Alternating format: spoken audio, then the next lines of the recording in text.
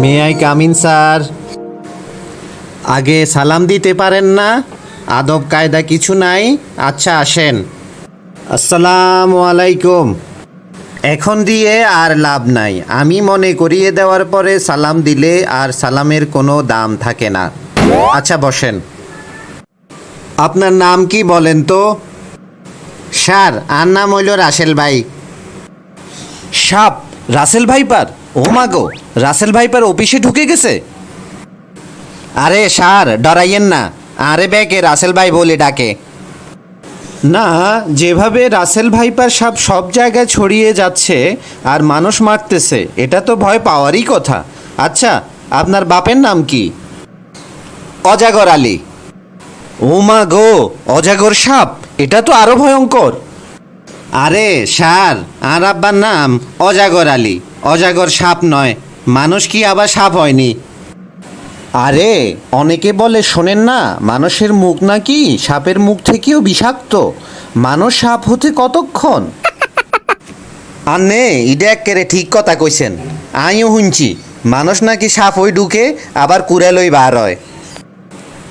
আচ্ছা বাদ দেন, আপনি বলেন তো, চাকরির মূল বেতনের বাইরে কেউ যদি এক্সট্রা ইনকাম করতে চায়, এইটা ভালো না খারাপ?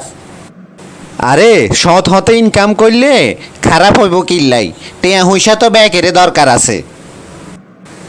ধরেন একজন ডাক্তার ইঞ্জিনিয়ার যদি তাদের মূল বেতনের বাইরে এক্সট্রা ইনকাম করে তাইলে আইনটা কোনো সমস্যা দেইয়েন না।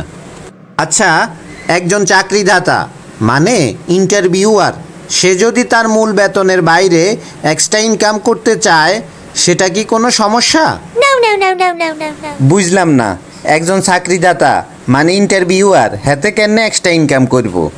হাতে তো এক্সট্রা ইনকাম করবে সুযোগ নাই, কারণ ধরেন আন্নেও তো একজন চাকরিদাতা মানে ইন্টারভিউয়ার, আন্নের কি সুযোগ আছে নি? আন্নে তো আর কলের মিস্ত্রি ন যে কোনো কাম হারেন। ধরেন আন্ডা কল নষ্ট হইছে, আন্নারে খবর দিলাম, আন্নে অফিস বন্ধর দিন আন্ডা কল ইয়ে ঠিক করে দিই, এক্সট্রা ইনকাম করলেন, হিয়ে কামও তো আন্নে হাইতেন ন, তাইলে আন্নে কেন এক্সট্রা ইনকাম করবেন চাকরির মূল বেতনের বাইরে? থামেন মিস্টার রাসেল ভাইপার, ধরেন আমার মাধ্যমে যদি আপনার চাকরি হয়, আপনাকে আমি যে চাকরি দিয়ে হেল্প করলাম, এটার বিনিময়ে আপনি আমাকে কিছু দেবেন না? আই রিটেনে 90 হাইছি, আবার আর একাডেমিক রেজাল্টও বালা, তাইলে আই কিনলে আন্নারে টেয়া দি চাকরি লমু। আরে এসব নাম্বার যথেষ্ট নয়, এখন 100-তে 100 পাইলেও কাজ হয় না, আরও ভালো পড়াশোনা করতে হবে, আর নাইলে মামু লাগবে। বাহ, আর তো মামা আছে, মাশাল্লাহ করি, আর মামারা 5 জন। এ মামু সে মামু না রে, আপনার মাথায় ঢুকবে না এগুলো। আচ্ছা আপনার সিবিতে 2 বছর গ্যাপ দেখা যাচ্ছে, এই 2 বছর আপনি পড়াশোনাও করেননি, চাকরিও করেননি, এর কারণ কি? হা হা হা হা হা, বালা কথা মনে করছেন? এই 2 বছর আমি জেলখানাতে ছিলাম।